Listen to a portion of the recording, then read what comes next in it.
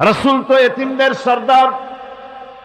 পৃথিবীর কোন এতিম যেন বলতে না পারে নবীজি আমার ব্যাপারে কি বলবেন, আমি তো এতিম মানুষ, আর তিনি আমার ব্যাপারে কিভাবে আমার দরদ বুঝবেন। নবীজিকে আল্লাহ পাক কেমন এতিম বানালেন, সমস্ত দুনিয়ার এতিমদের সর্দার বানালেন।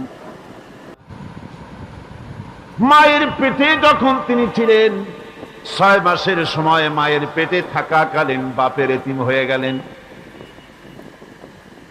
যখন প্রসব বেদনা শুরু হয়েছে মায়ের, দুনিয়ায় যখন তিনি আসবেন,